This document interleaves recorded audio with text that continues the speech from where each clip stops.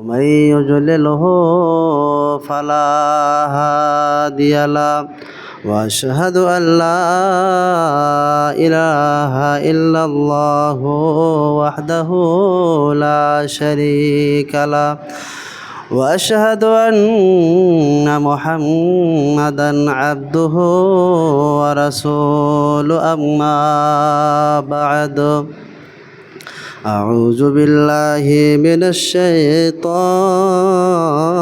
الرجيم بسم الله الرحمن الرحيم قاف والقرآن المجيد بل عجبوا أن جاءهم منذر منهم فقال الكافرون هذا شيء عجيب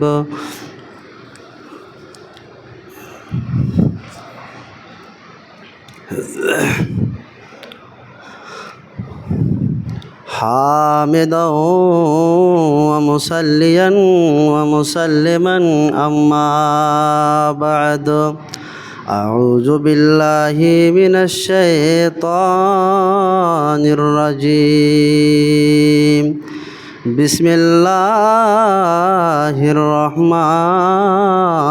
الرحيم يا أيها الذين آمنوا إذا نودي للصلاة من يوم الجمعة فاسعوا إلى ذكر الله وذروا البيع ذلكم خير لكم إن كنتم تعلمون فإذا قضيت الصلاة فانتشروا في الأرض وابتغوا من فضل الله واذكروا الله كثيرا لعلكم تفلحون وإذا رأوا تجارة أو لهوا انفضوا إليها وتركوك قائما قل ما عند الله خير من اللهو ومن التجارة والله خير الرازقين وقال النبي صلى الله عليه وسلم غسل يوم الجمعة واجب على كل محتلم الحديث শ্রদ্ধেয় সম্মানিত আজকে জুমার মুসাল্লিয়ান কেরাম সমস্ত প্রশংসা সে মহান স্রষ্টার জন্যই যে মহান স্রষ্টা দয়ায় কৃপায় আজকে আমরা জুমার খুতবা এবং সালাত আদায় করার জন্য মসজিদে আসতে পেরেছি তাই তিনার প্রশংসা করি সকলে আমরা পড়ি আলহামদুলিল্লাহ। তারপরে আমাদের নবী বিপ্লবী সামাজিক নেতা বিশ্ব শান্তির অগ্রনায়ক মুহাম্মদ সাল্লাল্লাহু আলাইহি ওয়াসাল্লাম তিনার প্রতি দুরূদ ও শান্তির ধারা অবতীর্ণ হোক আল্লাহুম্মা আমিন আল্লাহুম্মা সাল্লি আলাইহি আল্লাহুম্মা বারিক আলাইহি।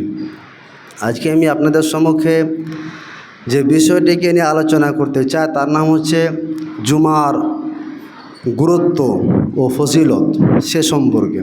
চলে আসি, জুমা শব্দটি জুমা অথবা জুমা দুইভাবে বলা যেতে পারে, যার অর্থ হচ্ছে একত্রিত হওয়া।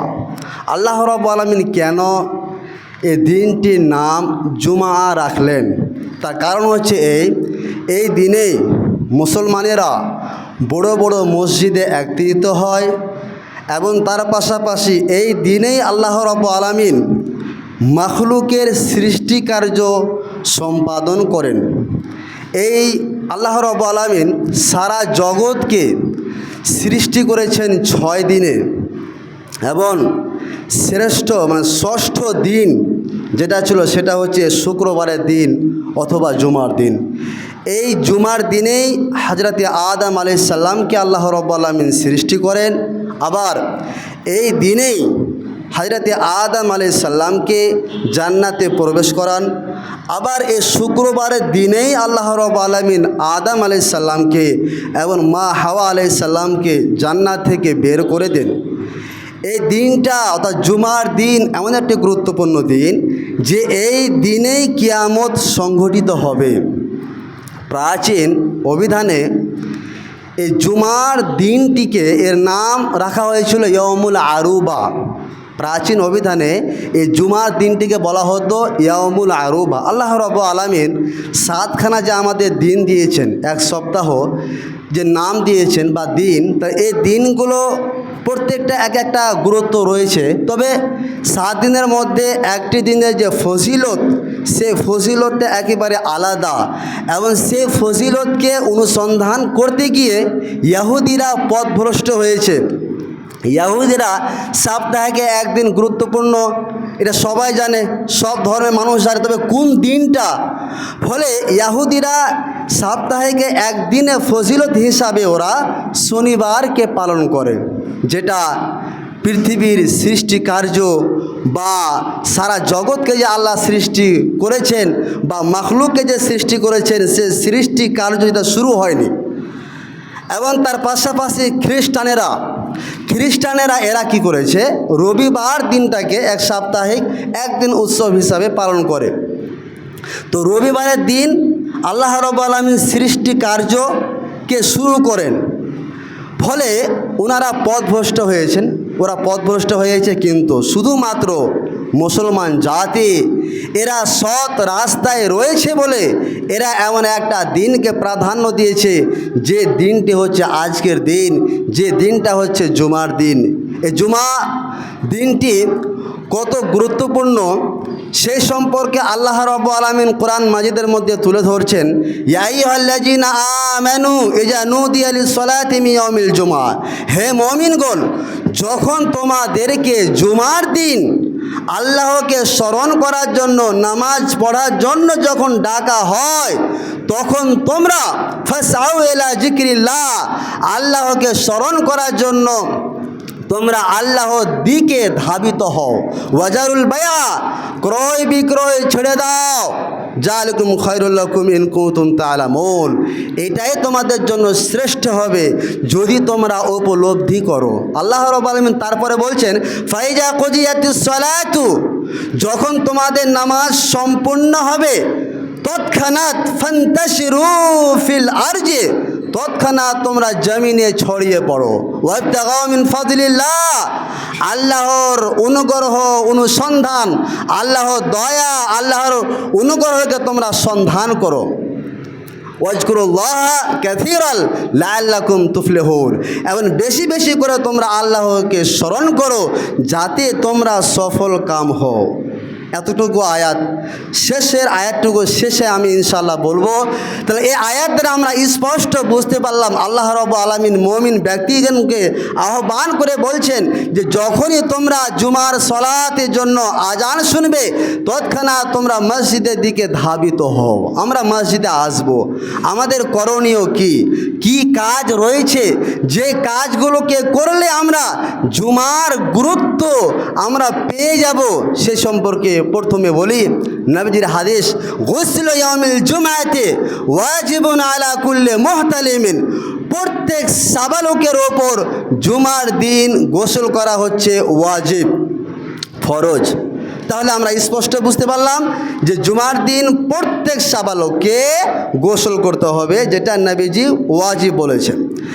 আমরা যদি গোসল করে সুন্দরভাবে যদি মসজিদে আসি, তাহলে এর লাভ কতটুকু এবং আমাদের কি করণীয় রয়েছে সে সম্পর্কে নবীজি লম্বা হাদিস রয়েছে। নবীজি বলছেন, মান ইগতাসালা ইয়াউমাল জুমআ গুসলাল জানাবা, তোমাদের মধ্যে যে ব্যক্তি জুমার দিনে গোসল করলো, কীরকম গোসল? গুসলাল জানাবা, যেরকম স্বামী স্ত্রী মিলামেশা হওয়ার পরে যে নাপাক হয় মানুষ, নাপাক হওয়ার পরে যে গোসলটা করে, ওইভাবেই গোসল করলো, নবীজি বলছেন। তারপরে সুম্মা রাহা, তারপরে মসজিদের দিকে আসলো, জুমার নামাজ আদায় করার জন্য মসজিদে আসলো। ফাকান্নামা কাররাবা বাদানাতান, যে ব্যক্তি প্রথমে মসজিদে আসবে সেই ব্যক্তি একটি উট আল্লাহর রাস্তায় কুরবানি করা নেকি আল্লাহ রাব্বুল আলামিন দেন। বলুন সুবহানাল্লাহ। প্রথম ব্যক্তি তাহলে জুমার দিন আজকে যিনি এসেছিলেন তিনি ইনশাআল্লাহ কুরবানি, উটকে কুরবানি করে যে নেকিটা পাওয়া যায় সেই নেকিটা আল্লাহ রাব্বুল আলামিন দেবেন। নাম্বার 2, সুম্মা রাহা ফি সাআতি সানিয়া, যে ব্যক্তি দ্বিতীয়জন ব্যক্তি অর্থাৎ দ্বিতীয়জন ব্যক্তি প্রথম ব্যক্তির পরে যিনি আসবেন মসজিদে সেই ব্যক্তির ফজিলত কি? নবীজি বলছেন ফাকান্নামা কাররাবা বাকারাতান, সে ব্যক্তি আল্লাহর রাস্তায় একটি গাভী কুরবানি করলো। সুম্মা রাহা ফি সাআতি সালিসা, যে ব্যক্তি তৃতীয় ধাপে আসলো সেই ব্যক্তি কি হবে? ফাকান্নামা কাররাবা কাবশান আকরানা, সে ব্যক্তি আল্লাহর রাস্তায় একটি সিংওয়ালা মেন্ঢা কুরবানি দিল। অর্থাৎ সিংওয়ালা মেন্ঢা আল্লাহর রাস্তায় কুরবানি করলে যে নেকিটা পাওয়া যায় সেই নেকিটা আল্লাহ দেবেন। নবীজি বলছেন সুম্মা রাহা ফি সাআতি রাবিয়া, যে ব্যক্তি চতুর্থ ধাপে আসলো, তৃতীয়র পরে যে ব্যক্তি জুমার দিনে আসলো সে ব্যক্তির ফলাফল কি? নবীজি বলছেন ফাকান্নামা কাররাবা দাজাজা, সে ব্যক্তি আল্লাহর রাস্তায় একটি মুরগি কুরবানি করলো। মুরগি আল্লাহর রাস্তায় দান করে যে নেকিটা পাওয়া যায় সেই নেকিটা আল্লাহ রাব্বুল আলামিন দেবেন কোন ব্যক্তিকে? যে ব্যক্তি চতুর্থ নম্বরে মসজিদে আসবে জুমার দিনে। তারপর নবীজি বলছেন সুম্মা রাহা ফি সাআতিল খামিসা, যে ব্যক্তি পঞ্চম ব্যক্তি 5 নম্বর ব্যক্তি যে হবে সে ব্যক্তি ফাকান্নামা কাররাবা বাইজাতান, সে ব্যক্তি আল্লাহর রাস্তায় একটি ডিম কুরবানি করলো। এরকমভাবে চলতেই থাকবে। নবীজি বলছেন ফাইজা খারাজাল ইমাম, যখন ইমাম সাহেব বক্তব্য দেওয়ার জন্য বসে যাবেন ততক্ষণ পর্যন্ত নেকি দিতেই থাকবেন, ফেরেশতারা লিখতেই থাকবেন যতক্ষণ পর্যন্ত ইমাম সাহেব এখানে এসে না বসে গেলেই ফাইজা খারাজাল ইমাম সাহেব যখনই বক্তব্য দেওয়ার জন্য প্রস্তুতি নিয়ে নেবেন তখনই হাজারাতিল মালায়েকা, ফেরেশতারা আর লেখেন না, উনারা এসে বসে যান। এখন ফেরেশতারা বসে রয়েছেন, অতটা হাদিস দ্বারা প্রমাণিত হলো। শুধু তা নয়, ফেরেশতারা এই জন্য বসেন ইস্তামিউনা যিকরা, আজকের যে আলোচনা হচ্ছে ইমাম সাহেব যা আলোচনা করবেন তো ওনারা শোনার জন্য বসে যান। হাজারাতিল মালায়েকা ইস্তামিউনা যিকরা, কোরআন হাদিসের কথা শোনার জন্য ফেরেশতারাও বসে যান, এখন বসে রয়েছে। নবীজি অন্য হাদিসের মধ্যে বলছেন ইজা কানা ইয়াউমুল জুমআতি, যখন জুমার দিন চলে আসে তৎক্ষণাৎ ওয়াকাফাতিল মালাইকাতু আলা বাবিল মসজিদ, মসজিদের দরজায় ফেরেশতারা চলে আসেন। আসার পরে ফেরেশতারা লিখতে থাকেন একতুবুনাল আউয়ালু ফাল আউয়াল, কে প্রথমে আসলো, কে দ্বিতীয়তে আসলো, কে তৃতীয়তে আসলো, এভাবে লিখতেই থাকেন অতক্ষণ পর্যন্ত লেখেন যতক্ষণ পর্যন্ত ইমাম সাহেব বক্তব্য দেওয়ার জন্য প্রস্তুতি না নিচ্ছেন। ইমাম সাহেব যখনই বক্তব্য দেওয়ার জন্য এখানে বসে গেলেন তৎক্ষণাৎ হাজারাতিল মালায়েকা, ফেরেশতারা আর মসজিদের গেটে থাকেন না, চলে আসেন। আসার পরে মসজিদের ঠিক কাছাকাছিতে উনারা বসে যান ইস্তামিউনা যিকরা, কোরআন হাদিসে শোনার জন্য। নবী করিম সাল্লাল্লাহু আলাইহি সাল্লাম অন্য হাদিসের মধ্যে বলছেন লা ইয়াগতাসিলু রাজুলুন ইয়াউমাল জুমআতি, যে ব্যক্তি জুমার দিন গোসল করলো, যে ব্যক্তি জুমার দিনে গোসল করলো ওয়াতাতাহারু মাস্তাতা মিন তুহরিন, এবং পবিত্রতা অর্জন করলো, যতটা সে পারলো পবিত্রতা অর্জন করলো, ভালোভাবে সে ব্যক্তি পবিত্রতা অর্জন করলো। তারপরে ওয়াদাহনু মিন দুহনিহি, বাড়িতে যদি তেল থাকে তাহলে তেলগুলো শরীরে লাগালো আর কি। তারপর নবী বলছেন আয়ামাসসু মিন তিবে বাইতিহি বাড়িতে যদি সুগন্ধি থাকে, সেন্ট থাকে, তা সে সেন্টগুলোকে যে ব্যক্তি ইউজ করলো, শরীরে লাগালো, তারপরে সুম্মা ইয়াখরুজু, তারপর যে ব্যক্তি মসজিদে আসলো, মসজিদে আসার পর দেখবেন আমাদের মাঝে অনেক কেউ রয়েছে যে মসজিদে আসার পরে সামনে যেনারা বসে থাকেন তিনাদেরকে সরিয়ে, দুই ব্যক্তিকে সরিয়ে ওখানে মধ্যখানে বসার চেষ্টা করেন। এটা কখনোই করবেন না। ফাঁকা যেখানে পাবেন সেখানে বসে যান। সামনের লাইনটাকে প্রথমে দেখেন যে সামনের লাইনটা ফাঁকা আছে কি না। ফাঁকা নেই, ঠিক আছে, দ্বিতীয় লাইনে বসে পড়ুন। কিন্তু আপনি যে দুজনকে ফাঁক করে বসবেন, দুজনকে সরিয়ে বসবেন, এটা ঠিক নয়। নবীজি বলছেন ফালা ইউফাররিকু বাইনা ইসনাইন, এবং ওই ব্যক্তি মসজিদে আসার পরে দুই ব্যক্তিকে পৃথক করলো না। ওয়া ইউসাল্লি মা কুতিবা লাহু, এবং মসজিদে আসার পরে যতটা পারলো নামাজ আদায় করলো। ওয়া ইয়ানসিতু ইজা মা তাকাল্লামা আল ইমাম, তারপর ইমাম সাহেবের বক্তব্য মনোযোগ সহকারে শ্রবণ করলো। ওয়ায়ানসিতু ইজা মা তাকাল্লামা আল ইমাম, মসজিদে এসে ঘুম পারলো না, মসজিদে এসে মনটাকে এদিক ওদিক করলো না। ওয়ায়ানসিতু ইজা মা তাকাল্লামা আল ইমাম, একেবারে ইমাম সাহেবের বক্তব্য মনোযোগ সহকারে শুনলো। নবীজি বলছেন লাভ কতটুকু রয়েছে, ইল্লা মা গুফিরা লাহু বাইনাহু ওয়া মা বাইনাল জুমআতিল উখরা, এক জুমা থেকে আরেক জুমা পর্যন্ত যতগুলো পাপ করবে সবগুলোকে আল্লাহ ক্ষমা করে দেন। বলুন সুবহানাল্লাহ। এতটা পাওয়ার, এতটা ফজিলত কাকে দেন? নবীজি বলছেন ওকে দেওয়া হয় যে ব্যক্তি জুমার দিনে গোসল করলো, যে ব্যক্তি পবিত্রতা অর্জন করলো, পবিত্রতা অর্জন করার পরে শরীরে তেল মাখলো, যা বাড়িতে রয়েছে সুগন্ধি ব্যবহার করলো, মসজিদে এসে দুজন ব্যক্তিকে পৃথক করলো না, যতটা পারলো যতটা সম্ভব নামাজ আদায় করলো, তারপরে ইমাম সাহেবের বক্তব্য মনোযোগ সহকারে শুনলো। এই ব্যক্তিকে আল্লাহ রাব্বুল আলামিন এতটা ভালোবাসেন যে এক জুমা থেকে আরেক জুমা পর্যন্ত এর সমস্ত গুনাহগুলোকে আল্লাহ ক্ষমা করে দেন। শুধু তা নয়, অন্য একটা হাদিসে রয়েছে ওয়া সালাসাতা আইয়ামিন, আরও 3 দিনের গুনাহ আল্লাহ ক্ষমা করে দেন। কিন্তু আমাদের মাঝে কি হয়, মসজিদে আসলাম, মসজিদে এসে যেটা আমি প্রায় দেখতে পাই যে বক্তব্য চলছে, বক্তব্য চলাকালীন আমরা এক অপরের সাথে কথা বলি, যেটা একেবারে বাঞ্ছনীয় নয়।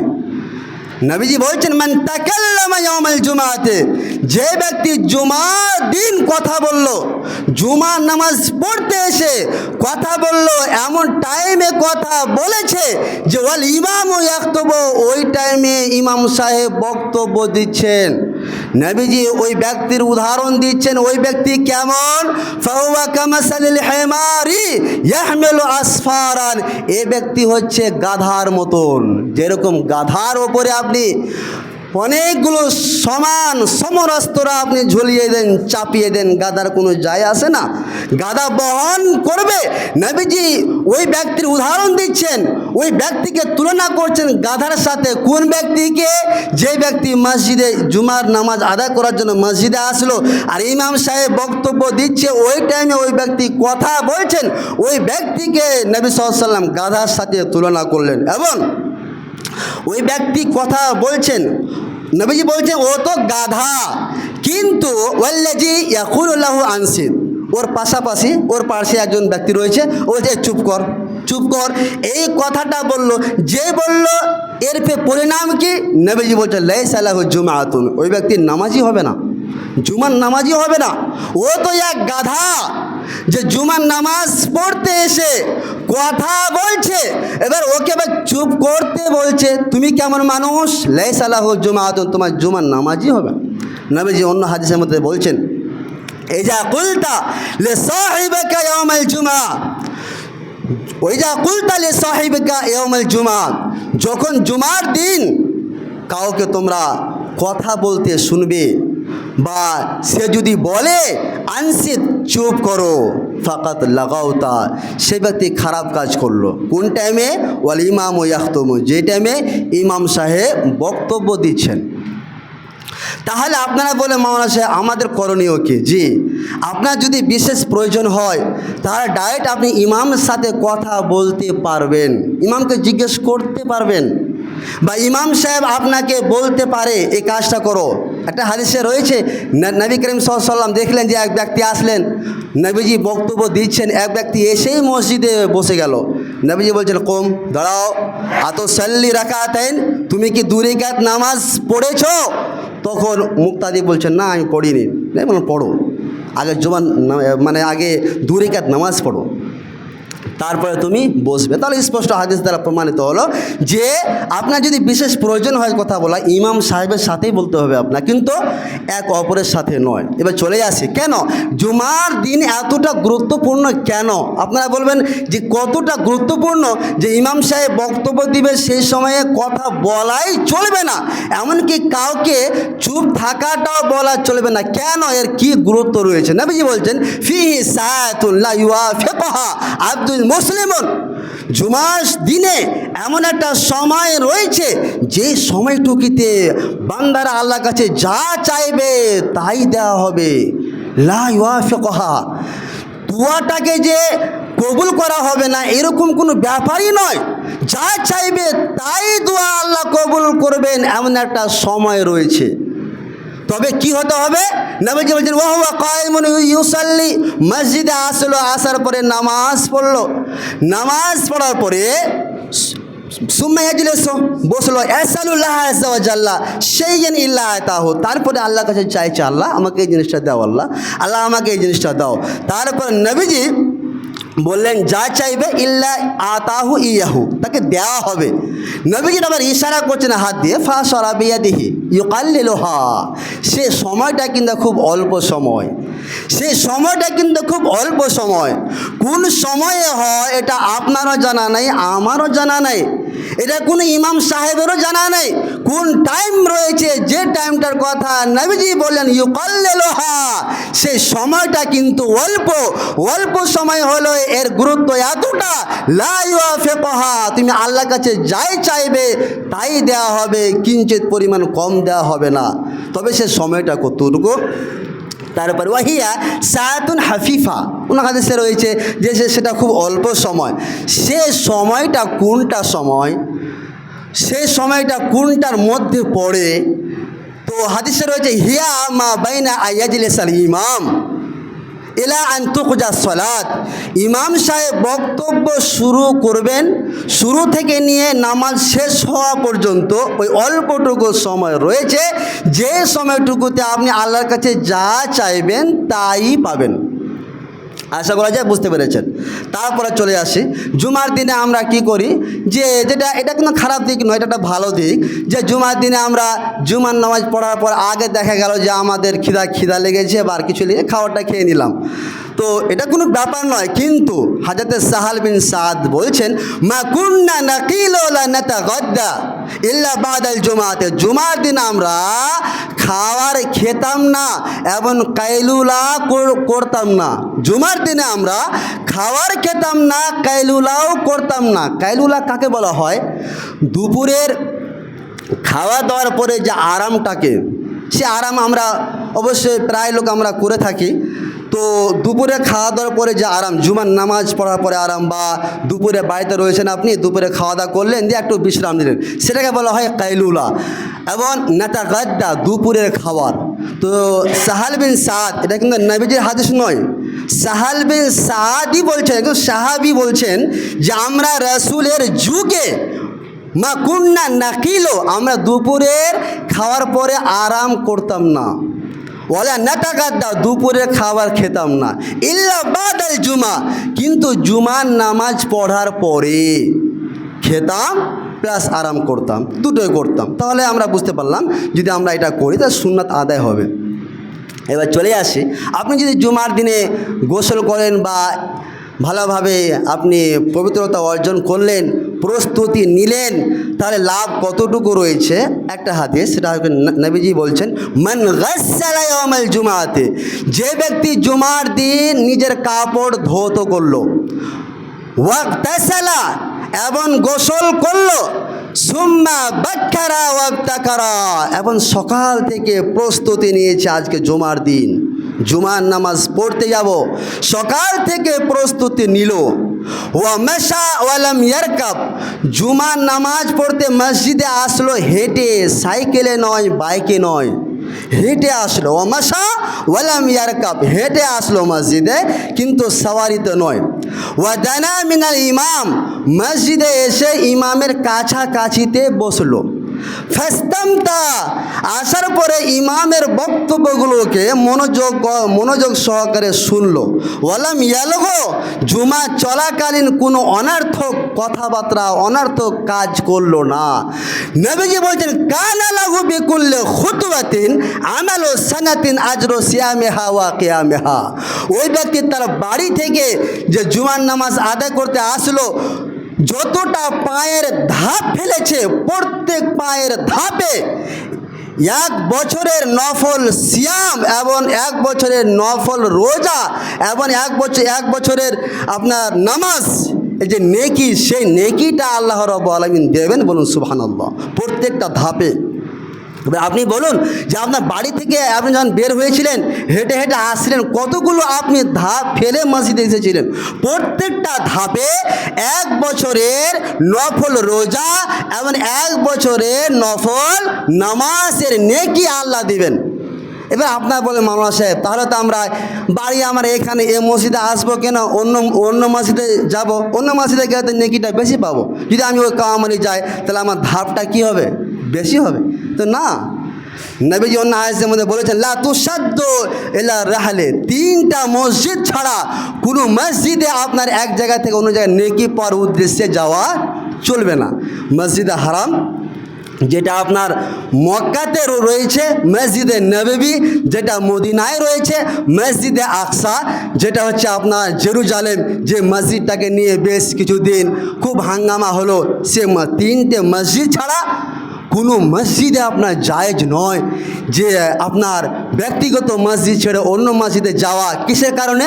বেশি নেকি পাবো বলে, নেকি পাবো বেশি, এই মসজিদে পড়বো না, বেশি ধাপ হবে, আমি ওই কামারে গেলাম, তাহলে জায়েজ নয়।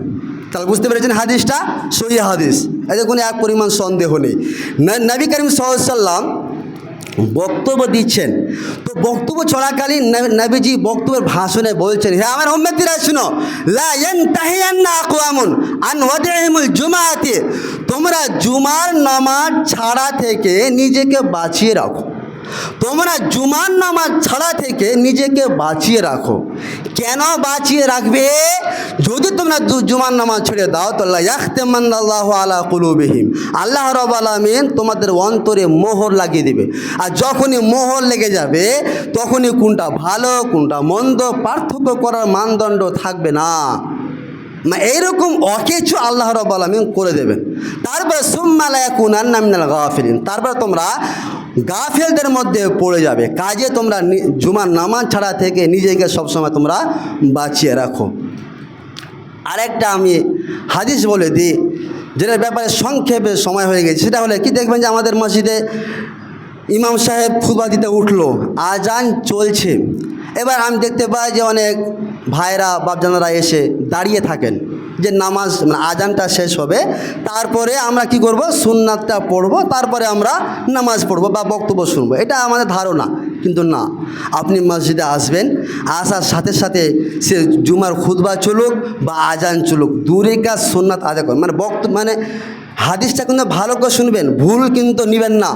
এবং এটা আপনার সন্দেহ যদি হয় কারোর কাছে জেনে নেবেন যে আজানে জবাব দেওয়া হচ্ছে কি সুন্নাত। ভালো করে শুনুন, সংক্ষেপে বলছি, আজানের জবাব দেওয়া কি সুন্নাত, ইমাম সাহেবের বক্তব্য শোনা হলো ফরজ। তাহলে আমি কি করলাম, মসজিদে ঢুকলাম, আজান চলছে, আমি দাঁড়িয়ে থাকলাম। কেন থাকলাম? যে আজানের জবাবটা দিয়ে দিই, তারপর ইমাম সাহেবের বক্তব্য শুনবো? জি না, আপনি এসে দুরিকা সুন্নাত আদায় করে নেবেন। কেন? আপনি সুন্নাতটা আদায় করতে গিয়ে আপনার ফরজটাই মানে চলে যাচ্ছে। তা আপনি এসে যে ইমাম সাহেব যে অবস্থায় থাকুন না কেন, দুরিকাত নামাজ আদায় করে নেবেন, তারপর আপনি বক্তব্য শুনবেন। আশা করা যায় আপনারা বুঝতে পেরেছেন। যাই হোক, আমি আমার বক্তব্য দীর্ঘায়িত করছি না। সূরা জুমার শেষের 2-3টা আয়াত ছুটে গেল, যাই হোক ইনশাআল্লাহ পরে জুমা আলোচনা হবে। অবশেষে আল্লাহর কাছে প্রার্থনা করি, হে পরওয়ারদিগার আলম, আমরা যেন জুমার দিন বিশেষ করে আজানের আগে সঠিক টাইমে এসে যেন আমরা তোমার নেকিগুলোকে অনুসন্ধান করতে পারি, নেকিগুলোকে গ্রহণ করতে পারি, তার তুমি ক্ষমতা দিও। সকলের পূর্ণ আল্লাহুম্মা আমিন। আউযু বিল্লাহি মিনাশ শাইতানির রাজিম। বিসমিল্লাহির